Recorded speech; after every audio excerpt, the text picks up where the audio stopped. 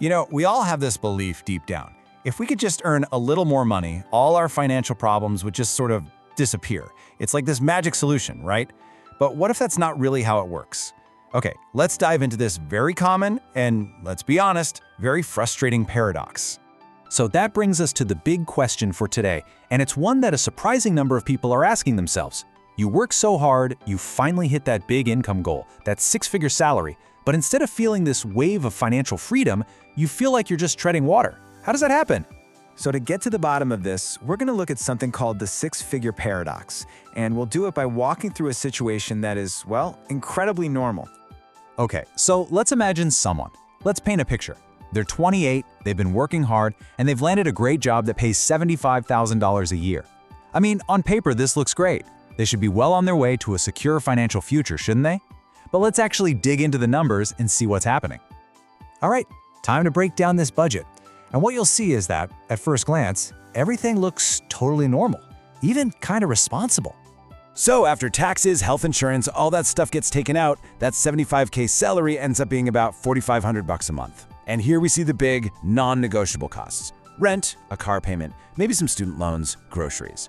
But check out that bottom number. That's more than $1,000 left over. That's a ton of money. So the big question is, where does it all go? And here's where we see exactly how that surplus just evaporates. See, it's not like they're going out and buying a yacht. It's more like death by 1,000 tiny cuts. It's the dinners out with friends, the streaming services you're subscribed to, that weekend trip you feel like you've earned, the newest phone because, hey, the monthly payment is manageable. Each little decision feels totally fine on its own, but put them all together, and that whole $1,000 is gone. And this is the real punchline. Despite a really good salary, nothing is actually being saved. Nothing's being invested. You're not making any real progress. You're just maintaining a lifestyle.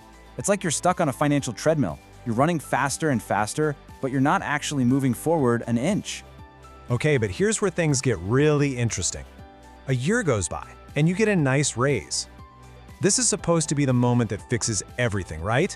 But instead, you walk right into this super subtle trap called the invisible upgrade.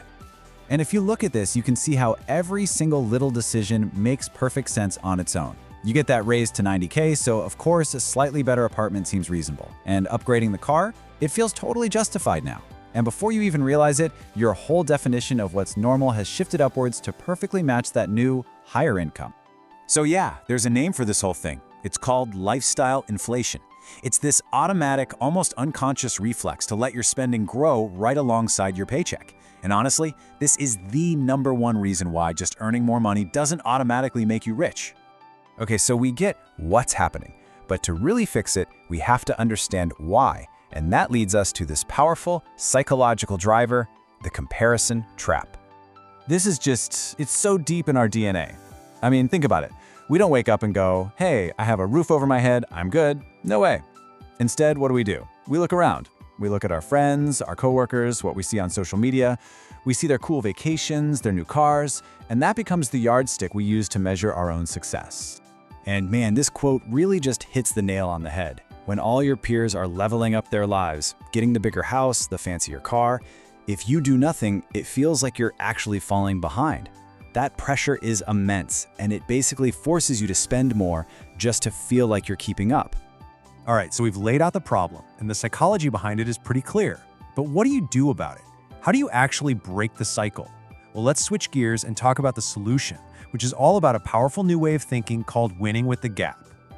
This right here, this is the massive mindset shift. Instead of obsessing over how much you earn, you start obsessing over the gap between what you earn and what you spend. So now, a raise isn't just an excuse to spend more. It's a golden opportunity to make that gap even bigger. Because that gap, that's where all your wealth, your freedom, your security, it's all built right there. And you know what? Let's just look at some simple math that proves this beyond a doubt. So you've got person A. They're making a respectable 60 grand a year, but they are disciplined. They save 500 bucks every single month. Then you've got person B making a whopping 90 grand, but they're totally caught in that lifestyle inflation trap, so they save nothing. So fast forward 10 years, what do you think things look like? Well, after a decade by investing that money and getting, let's say, a pretty average 7% return, person A, our lower earner, has built up a nest egg of around $86,000. That is real, life-changing money, all created from just simple, consistent behavior. And what about person B? The the one earning 30 grand more, year after year. They've built, well, a big fat zero. Nothing. All that extra income, and they have literally nothing to show for it except maybe a slightly nicer car and more stuff in their apartment. And that's the whole point right there. The higher income, that was just potential wealth. It wasn't the wealth itself. It was the behavior, that conscious choice to save and invest, to widen the gap, that actually built the wealth. So, this all brings us to the big takeaway. Look, the goal here isn't just to scare you or point out a problem. It's to hand you a new tool, a totally new way of thinking. And it all boils down to asking yourself a completely different question. Think about it. When most people get a raise, the first thought that pops into their head is, okay, what can I afford now? That question, that's the engine that powers lifestyle inflation. It's practically an invitation to spend whatever new money just came in. But the really smart question, the one that actually builds wealth, is the total opposite. It's, okay, what can I consciously choose not to upgrade? Can I drive this car for another couple years? It runs fine. Do I really need to move? Because every single time you say no to an upgrade, you're making a direct deposit into your own future freedom. And that choice, that's what separates the people who just make a lot of money from the people who actually get wealthy.